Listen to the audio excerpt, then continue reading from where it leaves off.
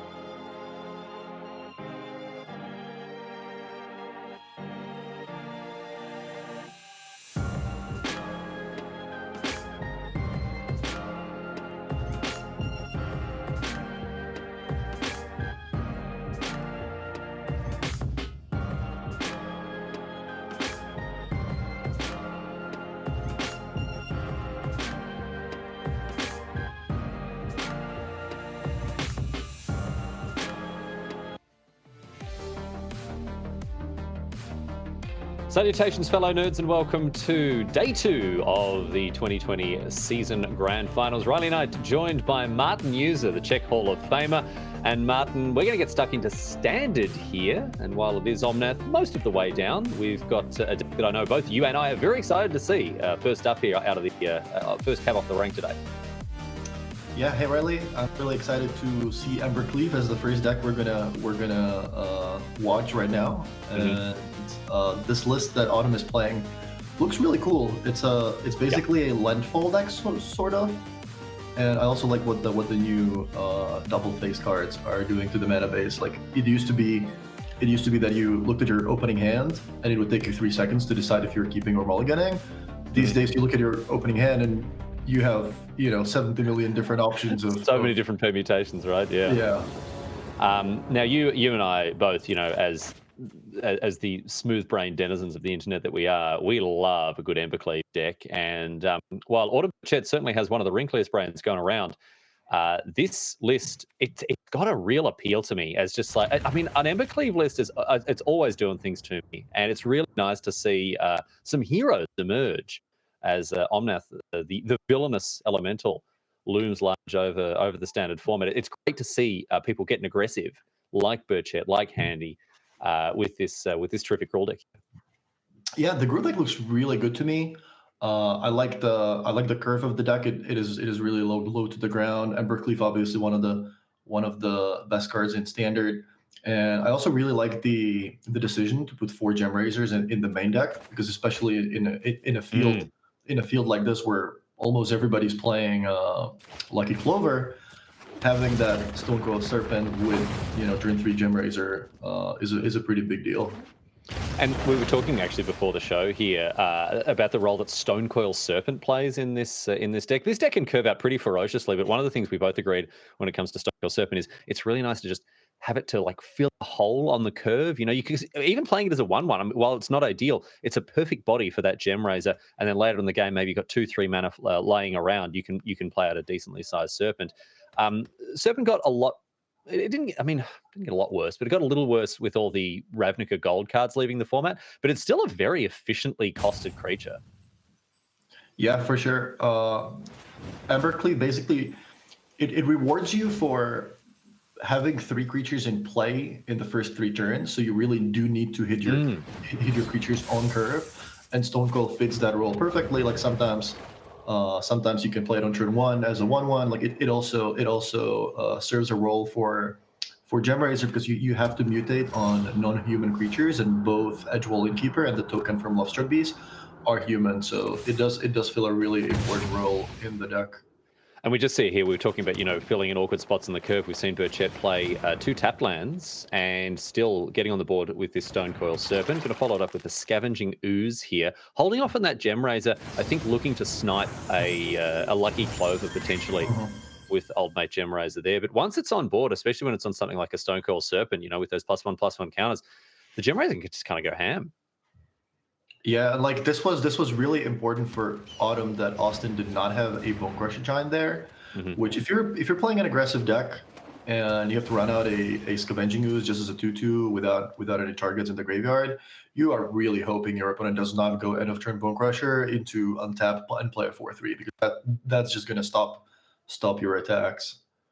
Both players here got kind of awkward hands. You can see Bursavich sitting on a Beanstalk Giant. He's just cast a Fertile Footsteps as well to continue to develop that mana. But this is not the sort of unbridled aggression that you'd want as a Gruul player, nor is it Bursavich's dream start of Edgewall Innkeeper, Lucky Clover, into an Omnath, with Bonecrusher Giant, whatever else to clean up the mess. So both players kind of playing, not the plan A of their decks here. Yeah, both players are having kind of a weak-ish draw. The red-green deck does not have an Embercleave currently, so the creatures are looking a little bit weak. And that Gem Razor is great when your opponent does have Lucky Clover, but when they don't, do you really want to run it out there just as a 4/4? Do you want to keep waiting, but then you don't really have a lot of pressure? Definitely an interesting situation. And Austin also does not seem to be working with all that much, although he is going to be able to fetch an extra land thanks to Beanstalk Giant, and then he does have that Shatter Skull Smashing ready to possibly take down some of Autumn's creatures. So a slower turn there for Autumn, but they ultimately decide to play 2 copies of Scavenging Ooze after getting in for 1 with that Serpent already poked in for a couple of points of damage. Another land off the top here for Bursavich, who is also sitting on one of those mythic flip lands there, the Shatter Skull Smashing. I've been so impressed by these cards. It actually perplexed me. I'll defer to the judgment of the people who, submitted this Gruul deck, Handy, Burchett, Glogowski, and Salvato, because they're all obviously very talented magicians indeed. But surprising not to see more of those flip lands. I know you, Martin, in Historic, in your Gruul list, you're playing 3 of each of the Shatter Skull Smashing, the Turn Timber Symbiosis, and especially in a format that isn't the most aggressive we've ever seen. I don't know why you wouldn't just go up to 3 copies, maybe 4 of these lands. Yeah, exactly. I absolutely love what these new double face cards are doing for Magic. Like it means that you're less likely to get screwed or flooded. You get more choices, more decisions, which is absolutely great for the game. And I just love that more of these cards are going to get printed in the future as well. And they do have to be a little bit careful with that. I do like that there's only 1 cycle of the untapped lands where you have to lightning bolt yourself, and 3 damage is a pretty reasonable price to to pay. So you can't just like put too many of those lands into your deck. But all of those other cards, like Kazandu Mammoth, for example, this is like the perfect example of a really well balanced card that just makes Magic a better game because it gives you more decisions. There's more choices. It comes into play tap, so that is a real price to pay. You have to make some calls during the game and how you want to sequence things and everything. And yeah, I just absolutely love the double face cards. And I agree with you. The format doesn't seem to be too aggressive right now. So I would also be looking at replacing a few of the basics with some more of the mythic double phase lands. Yeah, absolutely. Yeah, something to consider while you're building your decks there. We see Gemraiser now mutated on top of the Stonecoil Serpent. That's going to make it a 5/5. It holds onto that +1/+1 encounter. And this is a decent little attack here, Martin, getting it for 9. Yeah, that is half of Austin's life total. And also one thing to note about Stonecoil is it does have reach. This is not exactly something that's relevant right now, as Austin does not seem to be attacking too much, but sometimes you can block that Brazen Boar, for example, or some other flying creatures. So Stonecoil does have a lot of text. Having protection from multicolor also means that sometimes you can just attack through Omnath. So a lot of stuff going on with that card. So back down now to Bursavich, who is still just sitting on a hand that looks a little bit more like a foot. Can deal with both of these Scavenging Oozes. I wonder how many creatures are in the graveyard here, actually. So Austin can just play his 7th land and just hardcast a Beanstalk Giant, which is going to be a 7/7. So that's going to be able to block the Gemraiser.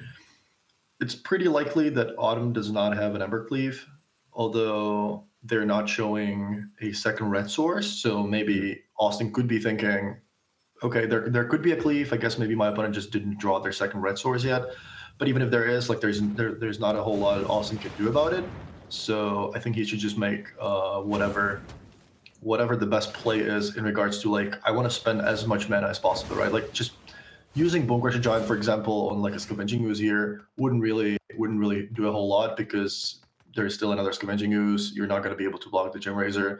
So even though the Beanstalk Giant can only block one of the creatures, you're still sitting pretty comfortably at 9 life. So you're not going to die. Bit of a Dunsky off the top there for Burchett with finding Edgewall Innkeeper. And just not a lot of action going on here as these players haven't really been able to execute their respective deck's plan A here.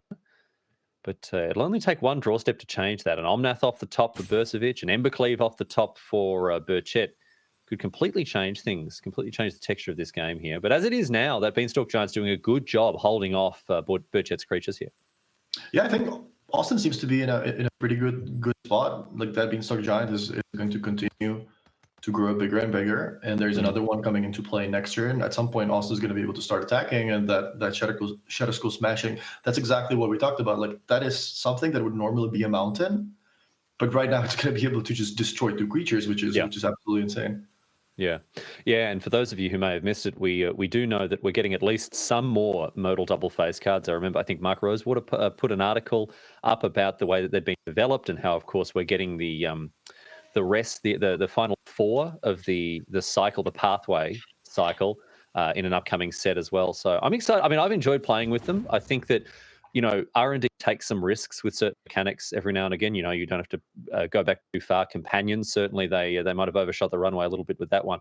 But it seems so far the modal double face cards have been executed pretty well, And I think that they've found the right balance, at least with the ones that come into play untapped. Paying 3 life for a single, like not a dual land, just a bad mountain, is it's quite a steep cost, but it does sort of reflect the power level of the potential power level of these cards. And then, as you were saying, stuff like Kazandu Mammoth, I don't know. I understand people may have concerns about them, but so far they've played real smooth for me, and I'm really pleased they're part of the game.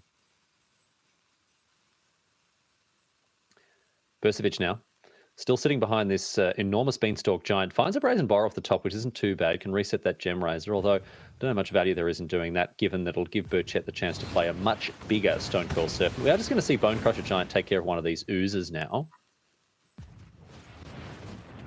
And see what the follow-up is here. It's just going to be 4-3.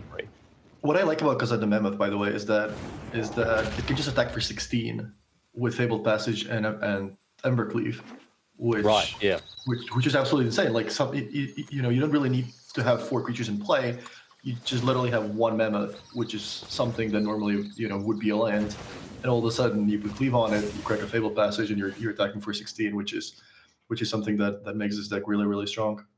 Bonecrusher Giant off the top isn't too bad here. At least we can draw a card with it off the Edgewall Innkeeper. So first, of course, is going to be a Stomp. Going upstairs here. Going to knock Bursavich down to 7. And then what do you do after this? You just play the 1/1 and cash in your card from the 4/3? Yeah, you're pretty happy about getting to draw an extra card because, the more cards, the deeper you get into your deck, the more likely it is that you're going to find Embercleave, which is very likely Autumn's way of possibly winning this game. And one thing I do also want to mention is the double face cards are not only great for constructed, but if you haven't drafted, if you haven't played limited, give that a chance as well. It has made this limited format also absolutely amazing because there are so many options. Again, you're less likely to get screwed or flooded, and the last limited format has been absolutely great thanks to that. Fabled Passage off the top after that Edgewall Innkeeper draw, thanks to the Bonecrusher Giant. So, Burchett certainly flooding out a little bit. This is not exactly where they'd want to be.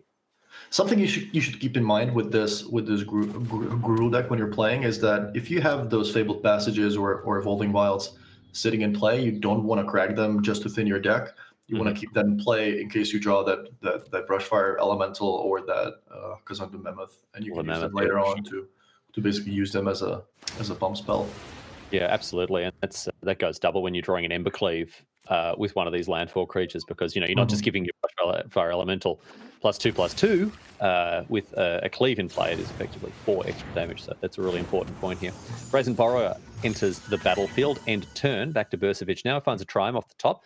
Got another Borrower in hand, plus that Smashing that he's been sitting on for quite a while. So some good interactive options. Really seems to be sitting on that Smashing, waiting for the right time to devastate Burchett's board.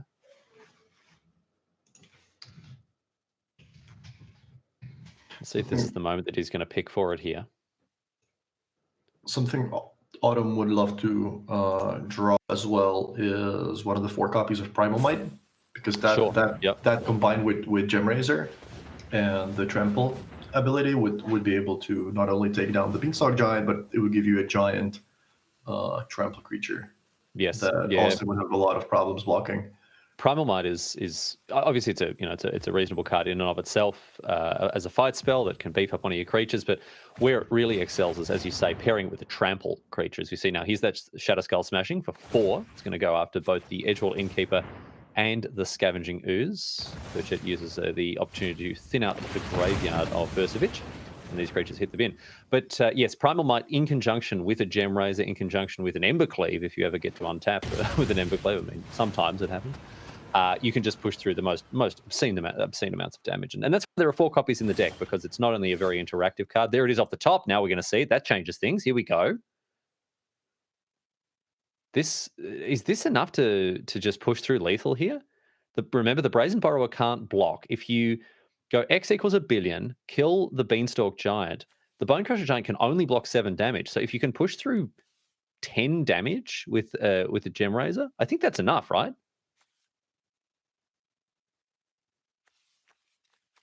I think if you go Primal Might, X equals at least 6, it may just be lethal. I mean, it depends what your opponent has, of course. We know that Austin has the Brazen Borrower in hand, so that may impact Burchett's decision-making, but still, if she just decides that Blood's in water and she's going to go for the attack, or they're going to go for the attack here, then we may see them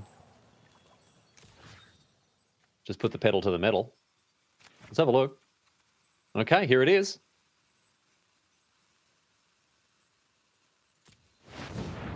X equals 7, but Martin, this is playing right into that Brazen Borrower here.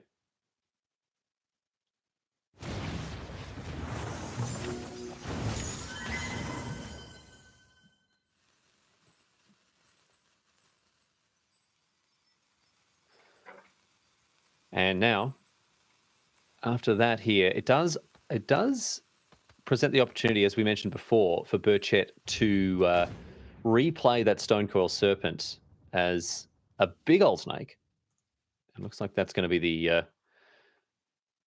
the way forward here for Burchett. Still got that Gem Razor in hand, although no targets for that. No targets for that.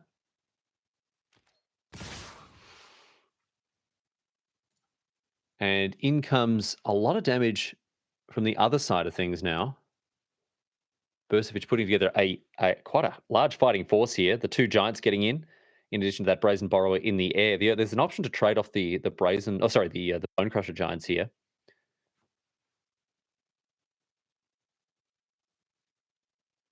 Bursavich still considering this attack. I guess calculating the chances of being dead on the crackback. Something like an Ember Cleave, maybe.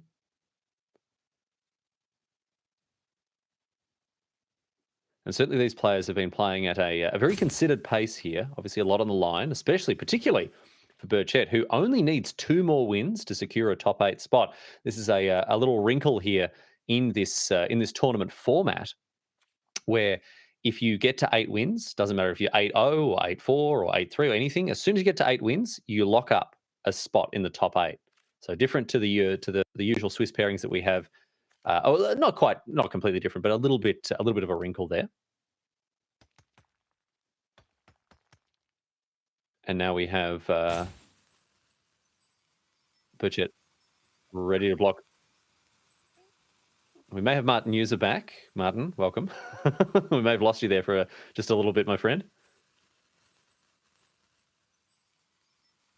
So here's this attack now from Bursavich, sending in the clowns, and Burchett, if they can peel an Ember Cleave off the top here, stands to just win on the spot. Yeah, that Stone Coil is going to be able to be replayed as an 8-8, but I don't think that's going to stop Austin from winning next turn.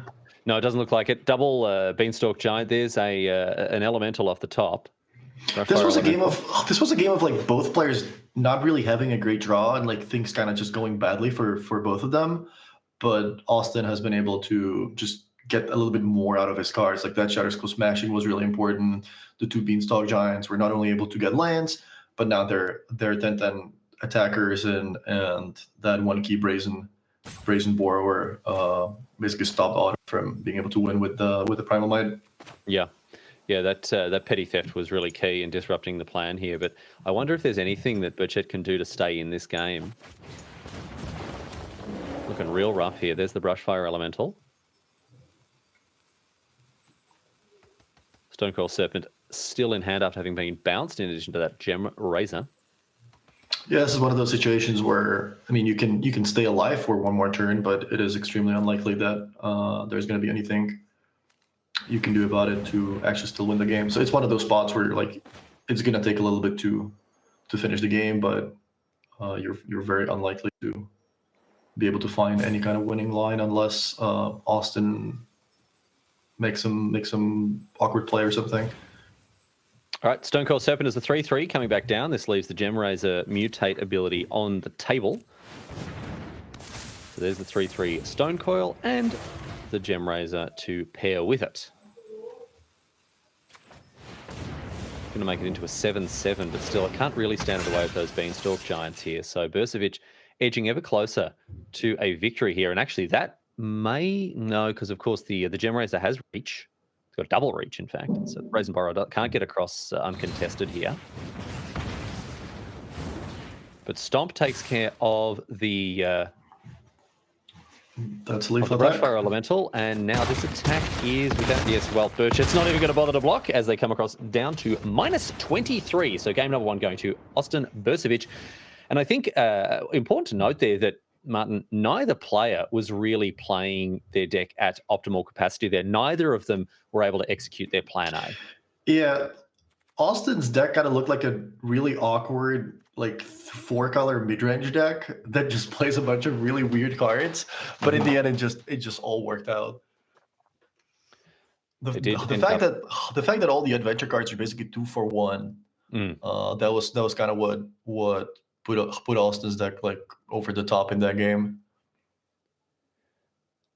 Certainly did a good job of ultimately sealing the deal. Although it was a bit of a stumble across the finish line for that last game, rather than sort of no Omnaths, no Escape to the Wilds, nothing huge like that. Bursavich finished his sideboarding. We look now at what Burchett is up to. Thundering Rebuke has come in. Yeah, Autumn's looking at bringing in the Ember Shield Breakers, which is an answer for Lucky Clover, and also the Rebukes, which is an answer for Omnath. It deals 4 damage, so that's exactly that lines up perfectly against the 4 health of that creature. Taking out some copies of Primal Might, which makes sense. You don't want to have that card against Brazen Borrowers, which was exactly what happened in the first game. Mm-hmm. And yeah, I think Scavenging also does not seem super relevant in this matchup. It was in the deck previously, mostly because it was a nice answer for Uro, but lately we have seen people cut down to fewer copies because Uro is no longer in standard. No longer a factor to deal with. Yes, indeed. And Embercleave is also going to get shaved. And you can see 1 copy of Ranger's Guile has come in. And that actually could be quite important, especially by breaking up any, petty theft stomp nonsense. Giving your creature X-proof is very important against that point removal. So that could, save a key creature at some point, something like that. Shaving Embercleave is surprising to me because if you watch most of the games of this Gruul deck or even just a Mono deck or any kind of deck with Embercleave in standard right now, it's your best card. Like most of the games you're just sitting there hoping to draw Embercleave. And the previous game was a perfect example. Like there was a lot of awkward looking creatures on Autumn's side, but in the end they were not able to push through what Austin was able to put in defense. So that is a little surprising to me, boarding out 1 Cleave, especially when you're also on the play. You're more likely to be aggressive in that game, and Cleave is the 1 card I'm basically always hoping to draw. Absolutely, it's always the card you're looking for in so many board states. Now, an interesting decision here for Burchett. This is a tricky old hand. 4 lands plus the smashing, then a Stonecoil Serpent and an Embercleave. So this hand doesn't do a lot, admittedly, in the opening turns, Martin. Yeah, I think, especially with cards like Ember, Shield Breaker, and Gem Eraser in my deck, which are absolutely amazing against Lucky Clover, I think I would be looking at possibly mulliganing because there's a lot of really strong cards I can mulligan into, and the loss of 1 card is not going to be that relevant, especially with the London mulligan. With these aggressive decks, it's a lot easier now to mulligan because you can just ditch some of the excessive lands. You can very easily operate on 3 or 4. But it does have Cleave. It does have Stonecoil. So if you draw 1 more creature, you're going to be able to put Cleave in play on turn 4. It does have a smashing, so you do have an answer for something like an Edgewall Innkeeper. So there's definitely some appeal there as well. And another smashing off the top now for Burchett, who fetches away that Evolving Wilds. We can talk also about Bursavich's hand, which is also a little awkward. Finding the 3rd land certainly very helpful with that Beanstalk Giant, but a 2-lander was a bit of a risky keep. Seems to have paid off, though, here. Looking actually much better since it started. Yeah, Austin hand looks a little bit slow, but basically I think Austin's keeping just on the back of the power of Bonecrusher Giant. That card is just so powerful against these creature decks where you can just stomp something on turn 2, then put a 4/3 into play the next turn, and your opponent's already in trouble. How this goes here: Brushfire Elemental and a Fabled Passage in hand. So there's going to be a little bit of interesting back and forth here between these 2 players over this card. I would imagine. Bursavich obviously could just wait and wait for a better moment where the shields are down, so to speak. But actually, well, with playing this land first, it looks like Burchett's actually more interested in playing the Stonecoil Serpent out as a 3/3, so to play around that very card, Stomp. Mm-hmm. That makes sense. That makes a lot of sense. I like that play. Just to get crushed by the Bonecrusher Giant. Yes, but as it is now, so 3/3 on the board, presenting no good target for the Bonecrusher Giant. Edgewall Innkeeper off the top's not a bad one, but we may just see, I think we probably just see what? A a fertile footsteps into the innkeeper here? I think you're going to get to fetch a white source Have you got to go be and able get to a cast plains, Omnath and the Giant Killer. But I think Austin's looking pretty good. Like, he's not under any kind of pressure. Like, he's still at 20 life, so he's very comfortably getting that extra lane and take 8 here. That's true. That is a big attack. That is a pretty big swing. It's a fair bit, and then obviously if these creatures survive, Embercleave can come down next turn. So it's not all sunshine and rainbows here for Bursavich, who is going to take a fair whack. Maybe hold on to this Fabled Passage to play around a potential stomp. Yeah, and that Thundering Rebuke is also the perfect answer for Omnath next turn. Although with Embercleave in hand, you don't really need the answer because you can just attack with your creatures anyways. But obviously, anytime you can kill an Omnath, you should probably do it. So Bursavich now has got an interesting decision to make. Does have that perfect mana just laid out waiting there for an Omnath to be cast. But is that the way to go? Often it is. You know, it's very difficult to find a 4-mana card that you'd rather play other than Omnath in stand at the moment. Yeah, so the aggro decks have it really hard because Omnath can essentially gain you 8 life a turn. You play Omnath, you play something like a Fabled Passage, it gains you 4 life. You can leave it in play, crack it on your opponent's turn, gain 4 more life. So these days, the aggro decks have to deal way more than just 20 damage. Mm-hmm. Yeah, and that's why we don't see, you know, the really low to the ground red decks that are good at dealing, you know, anywhere between 20 and 24 damage very effectively, but can't go much bigger than that. That's why you need to dip into green, go a bit bigger, play an aggressive deck that actually has a little more reach, can go a little larger than the old, you know, put an Embercleave on an Anax and hope that's going to be enough. Yeah, exactly. And this is where Cleave does a lot of work. Like, it basically allows you to keep attacking for you know, huge chunks of damage. And sometimes you can even outraise Omnath. So Edgewall Innkeeper also comes down as well. Now here, next turn, Bursavich is... I guess it's an interesting choice here for Burchett because there's the Thundering Rebuke to deal with the Omnath, but there's also the chance to just get in with an Embercleave. But I don't think you're going to be able to bait Bursavich into a block. Yeah, it's an interesting option. Either you kill the Omnath or you get to attack for a little bit more damage. I mean, you're going to be able to attack either way. The question is, what do you value more? Like having Embercleave in play and getting in for a lot of damage, or you know, getting that Omnath off of the battlefield, which I think seems a little bit better. Also, you can use Shadowskull Smashing to put that into play as a red producing land. That's going to give you 5 mana. You're going to be able to rebuke the Omnath, crack that Fabled Passage, which would make the elemental a 5/5. You're going to be able to attack for 8 and still play the Kazandu Mammoth, giving you 3 creatures in play and a really nice option to attack with everything next turn with Embercleave. Yeah, maybe that's the way forward here. No, okay, there's going to be an attack here. Testing the waters, maybe, you know, if there's just a block with the Omnath, you can just pick it up for free with the Embercleave. But I don't think Bursavich is going to rise to this bait here, particularly as, obviously, Omnath can't block the Stonecoil Serpent. And the Brushfire Elemental, even without the Embercleave, can actually eat up the Omnath. So, this is a fine attack, but obviously Bursavich is just not going to... he's going to play around this fine. Yeah, it's one of those attacks that you're just going to make the attack. But you know, we know both of these players are world class players, and you know, Austin's not going to fall for that. So crack the Fabled Passage now. Burchett's going to get in for as much damage as possible. Are they also going to push with the Embercleave? That's a lot. I mean, that's 13. Sorry, that's 15 with an Embercleave? No, okay. So I think we're going to see Thundering Rebuke plus that Mammoth. That was that play that you lined up for us before, Martin. And on the face of it, looks great. The only problem for Burchett here, in hand for Bursavich, another copy of Omnath.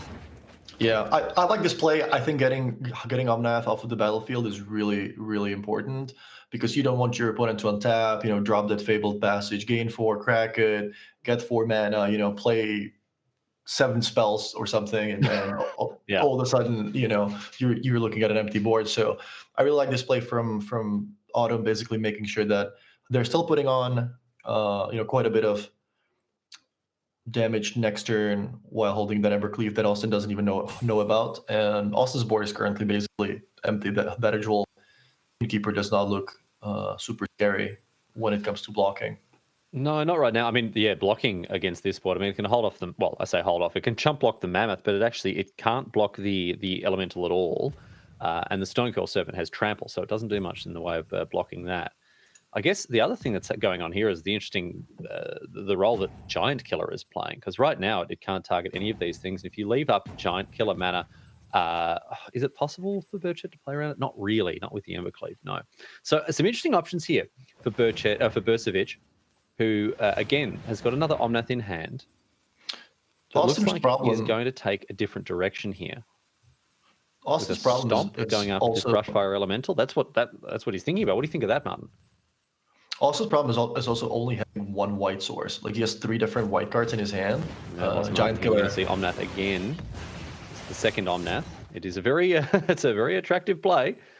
Many people will go for the Omnath, of course, whenever they're given the opportunity, and Bursavich is one of them. Up to 14 now, into all Innkeeper.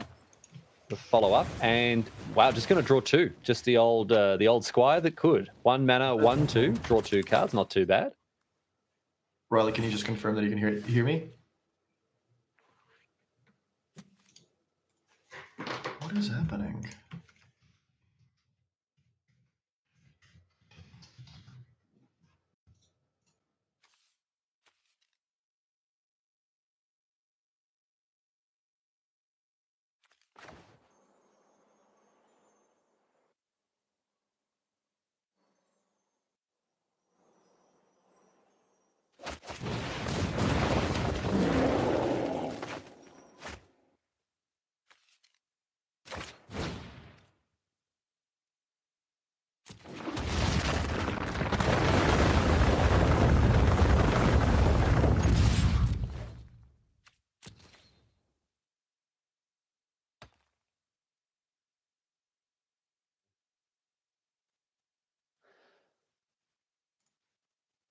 In they come. Another big attack here. Embercleave mana still available. And there's the block on the Brushfire Elemental with the Omnath, but this Embercleave can just come in and completely ruin Bursavich's day. That Mammoth is looking like a very juicy target for the sword here. Flavor Judges on hand. And we'll get a ruling on a Mammoth holding a sword. It may not pass muster here, but ultimately the Flavor Judges don't have the final say when it comes to game results. Innkeeper on the Mammoth, of course, the Giant Killer and the Innkeepers can't block the Brushfire Elemental. So that unblocked Brushfire Elemental, that's getting in. That's getting in no matter what. Stonecoil Serpent has Trample. So this one here looks to be very close to over with Embercleave ready to go. Suiting up this Mammoth, yes indeed. And the Elephant pulls Excalibur from the stone, and with it, wins the game for Burchett. So, looking very good there. The Gruul deck definitely able to execute its plan a little better. Oh wow, Bursavich down off the track of the like a greyhound here with his sideboarding plan. Obviously knew what he wanted to do. And now Burchett taking a more considered approach to their sideboarding here. You can see a Gem Razor has been shaved. Other cards to come out. Embercleave. Ranger's Gull has been brought in. Scavenging Ooze, unsurprising to see that one come out. Only 2 copies of that in the Gruul deck these days. It's really fallen out of favour since the banning of Uro.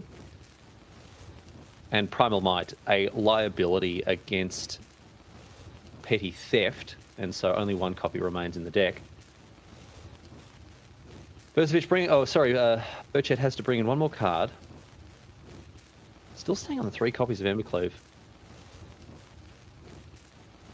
All right, and it looks like we may have Martin back here.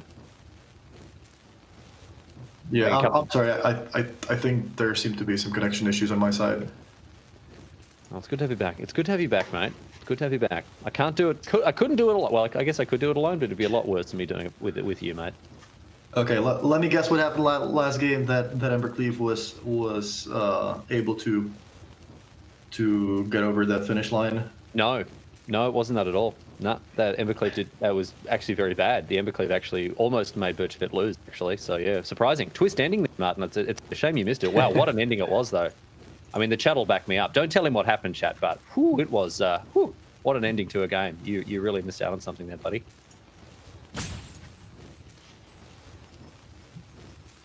All right, so Burchett really taking their time here, ultimately.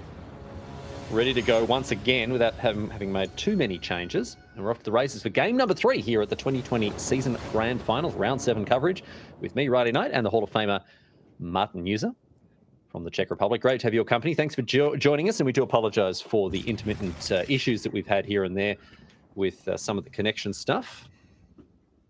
Great looking hand for Autumn. Really good. Austin has to go down to 6, but the Storm's Wrath is going to be really important in this game. Yeah, Storm's Wrath has a sweeper that hits. I mean, a lot of the heavy hitters from the Gruul deck. Love Struck Beast, a rare exception to that. But everything Gem Razor, Bone Crusher Giant, all goes down to the sweeper there. This was a really interesting decision from Autumn what to do on turn 1, because you have the Fabled Passage, which you don't really have land number 4, so it's going to come into play tapped, or like the land you're going to fetch if you do that on turn 3 is going to come into play tapped, and you would like to go, 2-drop, 3-drop. Now, if you start with Lobstruck Beast to make a token on turn 1, and if you don't draw another land, then you're not going to be able to play a 3-drop on turn 3. So that was a really interesting decision. Other option was to just skip, making that 1-drop, just play the Fabled Passage right away. But obviously, the Fabled Passage is in the deck for a good reason, and it does make Brushfire Elemental, into a much bigger threat, for example. So there is the Fabled Passage. So showing the opportunity to cast that Brushfire Elemental, or leave up Stomp, and instead going to be able to play Lovestruck Beast, or indeed a 4/3 Bone Crusher Giant. There's Beanstalk Giant now for Bursavich. A little rampant growth for him. Can go and fetch a land, and this, of course, as we see so very often, means that Omnath mana is in play, ready to go. It's that second red source, unsurprisingly, for the Storm's Wrath. And I imagine we'll see Burchett crack that Fabled Passage there. Yes, indeed. Did you just go for the beast here? There's no reason to. I mean, there's not a lot else that you want to do with this 3 mana, right? Yeah, I think this is either the Lovestruck or a 3/3 Stone Coil, which is going to give you like a better Gem Razor later on, because you do want to put it on a trampling creature. Sure.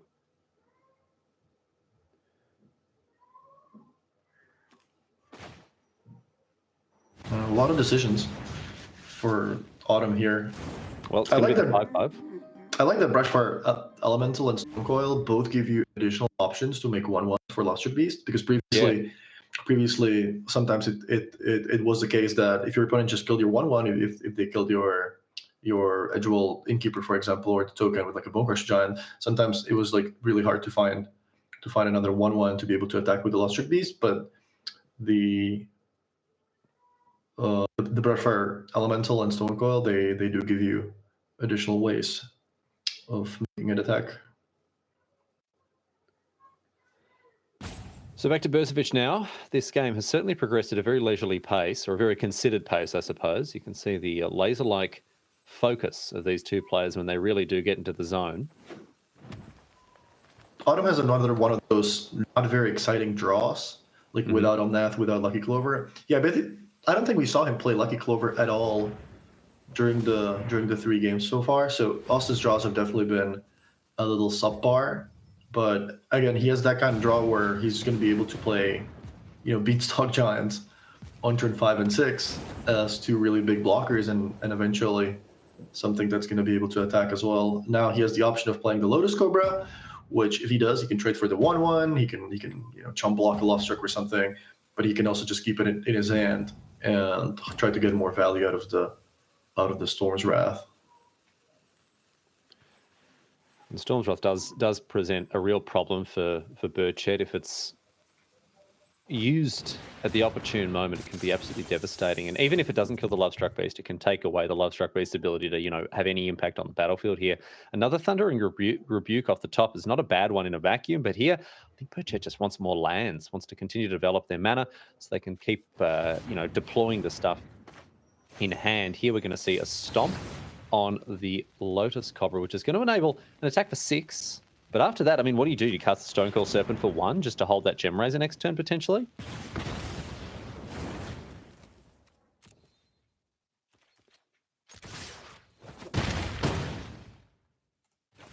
I've lost Martin here again as we see an attack for 6. And yes, indeed, the Stonecoil Serpent coming in for 1 once again.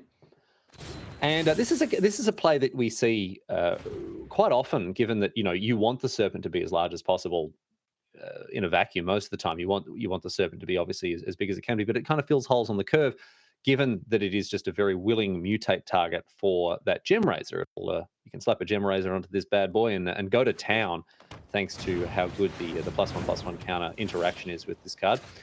Here's a Beanstalk Giant. Embercleave off the top, not going to do it because, of course, there's no double red here. So Burchett, as you can see, slight raise the eyebrows there for them. Not too happy with their draws so far. And now the unenviable position of having to maybe a chump attack with the Beast just to get the Giant off the table with Thundering Rebuke. It's not good. Or maybe the Stomp also an option. Bonecrusher Giant is a 4/3. Looks like we've got Martin back here once again. He's on his way back into the booth here. It'll be good to have his expert input.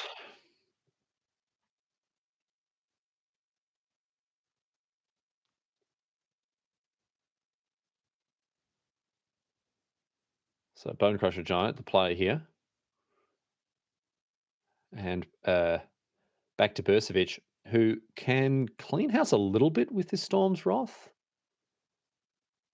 How effective is that going to be? Otherwise, there's a Shadowscale smashing. Up to 6 damage can be divided here. I mean, that's an answer to that Lovestruck Beast, at least, if you want to get that out of the way.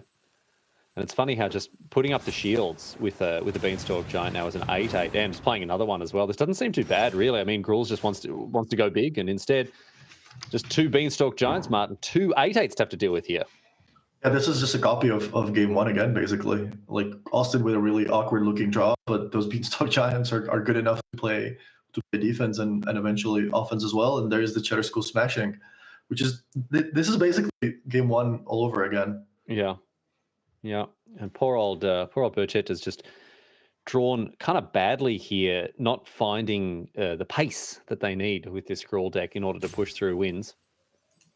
Not finding the lands specifically in this case, and sitting on 7 cards that they haven't been able to deploy. So it's been a rough bounce.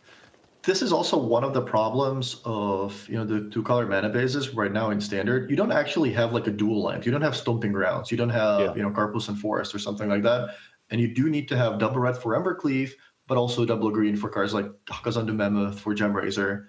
And sometimes it can be a little hard to assemble 2 red sources and 2 green sources without the dual lands. Yeah, it's a little awkward, isn't it, when you look at it and you sort of think, oh, this is a 2-color deck, the mana should be fine. But even something like an Embercleave, a double red card, or a Kazandu Mammoth double green card, it's harder to pull together. And the 4-color deck does have Beanstalk Giant. It's got Fertile Footsteps to go and find the colors it needs. It's got Lotus Cobra as well, which is obviously an excellent piece of 5-color fixing. So, it's sort of, in the abstract, you'd think, oh yeah, 2-color deck, it's not going to have mana issues, but it ends up running into them more often than you'd think. Here's an attack with the Bonecrusher Giant. This is clearly bait here. Obviously, a chump attack, hoping to get rid of one of these Beanstalk Giants with the Thundering Rebuke. Let's see if Bursavich goes for it, or is just happy to take 4. Yeah, this is one of those attacks where you're both happy if your opponent takes it, but you're also happy if they don't. Like, if they don't, well, then you deal 4 damage for free. If they do, well, then you're going to be able to get rid of one of the Beanstalks. So, good attack by Autumn, but with that Storm's Wrath, I think Austin's going to be able to start attacking soon. Yes, going to chew up this board here. And let's see what the play is. I mean, you can double... No, you can't even double Thundering Rebuke again because only one red source. So instead, it's just a... wow, a hard cast Gem Razor. Wow, just a 4-mana 4/4. Times we live in. Look at that. And that plays right into that Storm's Wrath. So here, Storm's Wrath, attack for 16. You can even go Storm's Wrath. No triple red, because otherwise you go Storm's Wrath, Stomp to get rid of the Lovestruck Beast and be assured of getting in for a whole bunch. But with the Shadowskull Smashing, actually just do that. Go down to 5, clear the board, attack for 16. Attack for, sorry, it's not even 16, is it? Attack for 18? Yeah, I think I'm looking at playing Storm's Wrath. Actually, but if you play Storm's Wrath, your Beanstalk Giant is going to take 4 damage as well. So Autumn would be able to trade that Lovestruck Beast for one of the Beanstalks. Not if you stomp as well. Oh, you can play Smashing as red mana. Yeah. I like your line. That makes a lot of sense. You basically clear your opponent's side of the board. Yeah, you're attacking for 18. Yeah, that makes perfect sense. Yeah, attack for a whole bunch, and it looks like Bursavich is going to take this line now. This does put him on 5. So what does that leave him dead to? A Fabled Passage. Elemental Fabled Passage. Fabled Passage. So here's the attack for 19. If Burchett can rip a Fabled Passage here, or a red land, because then you've got Stomp as well. Evolving Wilds would have done it as well. Yeah. Not so. Unfortunately, it was just a Stonecoil Serpent. This may be a concession here from Burchett as they consider their options. These 2 Beanstalk Giants. There was a draw step there. There was a draw step that could have changed the course of this game and indeed this match. Both players with really awkward draws in game 1 and 3, but eventually Austin is able to really leverage the power of the adventure cards, where they're all essentially 2-for-1s. So it's almost as if he was working with more cards than he actually played. So if Burchett wants to stay alive here, they can play Stonecoil Serpent and the 4/3 Bone Crusher Giant, double chump, right, and then hope to draw. First of all, hope that Bursavich doesn't have. No, we know that Bursavich has the Giant. Okay, so this is obviously force blocks on 2. And now, obviously, you just play the 4/3 as a blocker, and this means the Elemental isn't going to be able to get in there. And there's a Kazandu Mammoth. Yeah, this takes away the possible outs. Not enough, and Austin Bursavich ends Burchett's 6-0 run. They fall to 6-1, and Austin Bursavich improves to 6-1, just 2 wins away, Martin, from that coveted top 8 spot. Yeah, that was an impressive match. Again, the adventure deck didn't really do what it's supposed to do, but even without Lucky Clover, you can still use all your cards in multiple ways, and sometimes all you need to do is just play those 2 big Beanstalk Giants and attack for 18. That's it. Sometimes that's all you need to get the job done. Right now, however, we're going to kick it over to Day 9, who caught up with our winner. So let's hear it from the horse's mouth, as it were. Our first winner from the first match of the day is Austin Bursavich. Thanks so much for joining us, Austin. Thanks, Sean. Now, I have been a huge fan of this Gruul Adventures deck coming into Standard. What was it like playing the Omnath deck when Gruul Adventures was specifically designed to beat it? Yeah, I mean, it's tough to beat Adventures. I mean, the Gruul deck is very, very strong and cool, and Gem Razor is a nice addition, but I mean, no matter what you bring, it's going to be close to 50-50 against Adventures at best. You know, this kind of leads to my second question, which is there's a lot of Omnath in the field in general, but you are one of the only players to have picked the most represented deck, both in Historic and in Standard, with Omnath Ramp and Omnath Adventures. What is it about Omnath that made you want to focus on it so much instead of trying to target the Omnath decks? Sure. Well, we tried other decks, but the Omnath decks are just too good. I mean, in Historic, we think our deck is just by far the best deck.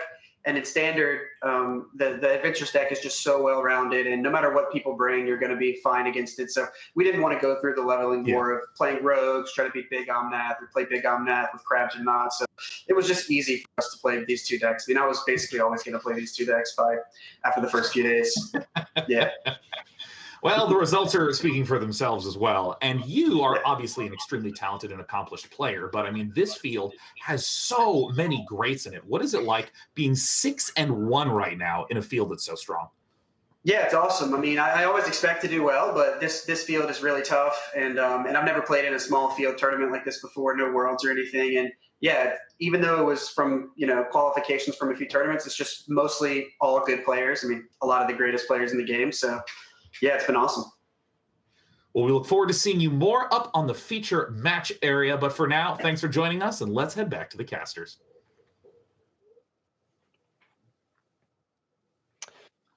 And, well, our coverage of this event has still got a long way to go, but right now we've got to go to a break. We do appreciate you sticking with us throughout the coverage of the first round of day 2, but plenty more coming your way, so stick with us, my friends. We'll be back after this.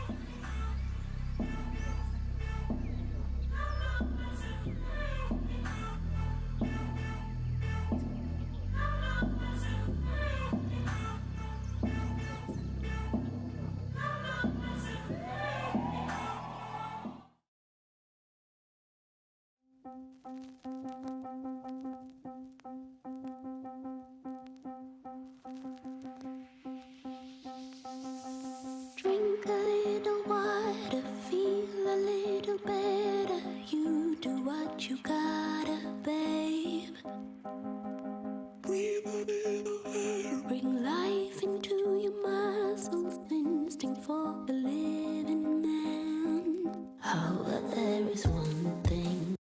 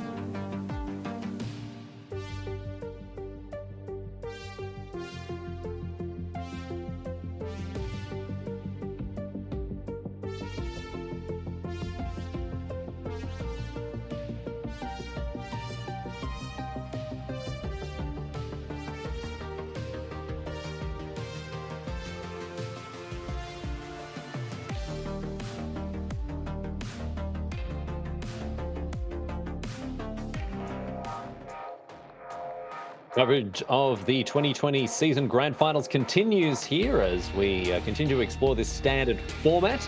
And right now we're going to be able to jump back into our virtual feature match area for another one between Seth Manfield and Emma Handy. Now you'll be pleased to know this is an Omnath-free zone here. We've got Emma Handy playing this Rule Adventures deck that we just saw in the hands of Autumn Burchett there. But now it's Seth Manfield with what is quite literally a rogue deck here. I don't think any of us were expecting anything like this.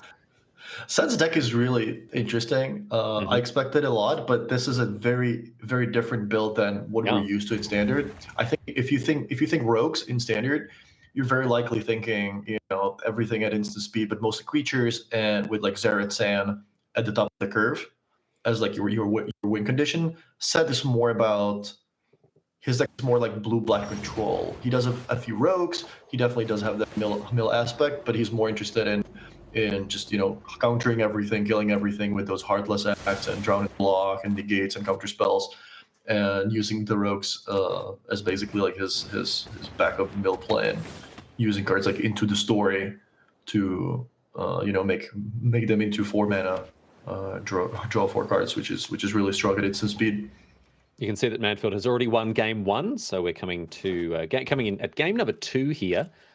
And it's interesting to see that Seth has actually brought in his extra copy of Cling to Dust, even though Gruul doesn't necessarily have a huge graveyard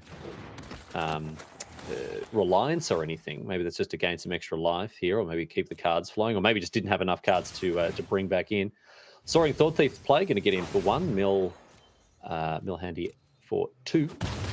Yeah, I think this is the kind of matchup where you might consider boarding out Frantic Inventory because, you know, Gruul is going to be really fast. They're going to be really aggressive. And I'm not sure if Seth has all the time in the world to just like set up his Frantic Inventories because he just needs to defend himself and, you know, make sure something like Embercleave does not resolve. I think, though, in the abstract, though, this is a good matchup for the Dimir deck, right? Like, you just cast your eyes over what's in this deck. 4 copies of Drown in the Loch, 4 copies of Heartless Act. You know, there are plenty of removal spells. Blood Chief's Thirst. So many ways to contest what your opponents are doing with their creatures. So I think, like, just heads up, this one goes to Manfield. Obviously, it's not always going to work out in that way, but that's my thought. That's my feeling. Yeah, it's not just a matchup. I think it can go either way, and it kind of depends like what kind of draw both players have. Like, you know, look at this Edgewall Innkeeper, for example. Like, if it doesn't die, it can provide Emma with a lot of extra cards. Obviously, we know that Seth does have that Heartless Act, but he's also stuck on 2 mana, so that is a little awkward for Seth there. And if things go right, Emma might be looking at resolving that Vivien next turn, which would be potentially a game-winning play, because I don't think Seth has a lot of ways to be able to remove it. No, I mean, Negate and Drown in the Loch in hand do answer it when it's on the stack, but once it's resolved, I mean, we don't see stuff like Murderous Rider, of course, with Lurrus as your companion, not playing Murderous Rider. Blood Chief's Thirst does deal with it for 4 mana sorcery speed. So here, Seth is in a tough spot, and I guess has no real incentive to tap out, so we're going to see Drown in the Loch or Negate as an answer to the Vivien here. Seth is in a weird spot because he kind of wants to kill the Edgewall Innkeeper right away to make sure that Emma just doesn't draw extra cards. But he also needs to keep up mana to be able to counter something like Vivien, which would otherwise basically, you know, decide the game right on the spot. Another great tool in Seth Manfield's tool belt here, coming in from the board, 4 copies of Lull Mage's Domination. It seems perfect in a matchup like this, you know, where you can not only remove your opponent's best creature, but also take it for yourself. And getting to 8 cards in their graveyard is not too difficult. And from then it just becomes a very, very aggressively costed mind control, where, you know, you pay X, where X is the converted mana cost of the creature you want to steal, and it's just yours. So that can make a huge difference here. Yeah, Lull Mage's Domination is a perfect card for this matchup. Getting 8 cards into Emma's hand, Emma's graveyard is not a problem for this deck. And this game is looking pretty good for Seth so far, even though he is stuck on those 3 lands. But he does have all the answers in his hand. Going to take another 3 down to 16. No, okay. And he's going to pump up the jam here with this Brushfire Elemental. Fable Passage turning it into a 5/5. Man, this thing hits hard. The fact that Emma is cracking the Fable Passage is potentially telegraphing that she wants to play that Stone Coil this turn as a 3/3 and just make a bigger board, you know, keep attacking, hopefully draw something like an Embercleave. And with this Stone Coil Serpent coming in with 3 counters, that does mean that it can be removed with Heartless Act. So we may see Seth here deciding to hold on to the Drown in the Loch for something that, you know, requires that as an answer, and just use the Heartless Act to remove the 3+1/+1 counters from the Serpent. Cling to Dust, however, seems to be the first order of business here. Maybe he's cycling that away. Yeah, Seth basically using that just as a cheap way to get deeper into his deck.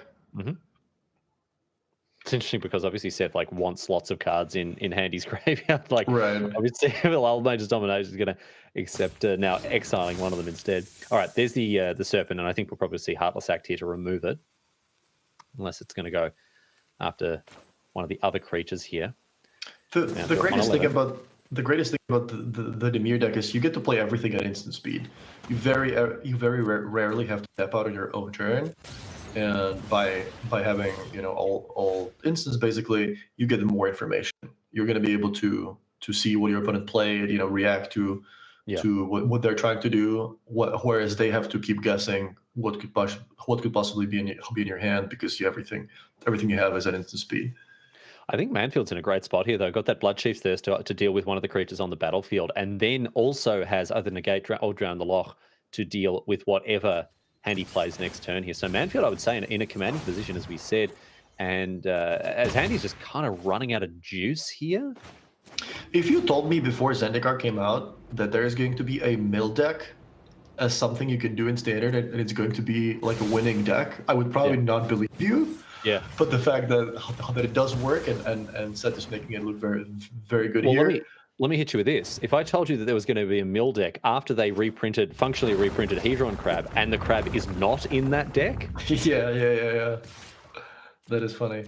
Another 3 damage here from the Elemental as we see the Bloodchief's Thirst go after the Innkeeper. And this is quite indicative of how Seth values resources in this game. He's happy to continue to take damage from the Elemental so long as Handy isn't drawing extra cards off of the Innkeeper. So Manfield here very clearly demonstrating what his priorities are. And from this point onwards, I mean, just any piece of removal is going to deal with the Elemental. See 2 more cards milled with the Thought Thief. And what do we see? Do you just steal the Elemental with a domination, or you just chill and wait and hold on to that Drown the Loch? I think so. At this point, you have to think about, okay, what are the possible ways that I can lose this game, right? Yeah. I already took care of 1 Vivian. My opponent does not play Questing Beast, so it is unlikely that I'm going to get hit for a lot of damage next turn. I like holding to the Drown, but you can steal. No, you can't. It's interesting. Well, putting Lurrus in the hand here was not what I expected. Seth does have the option. Off the top.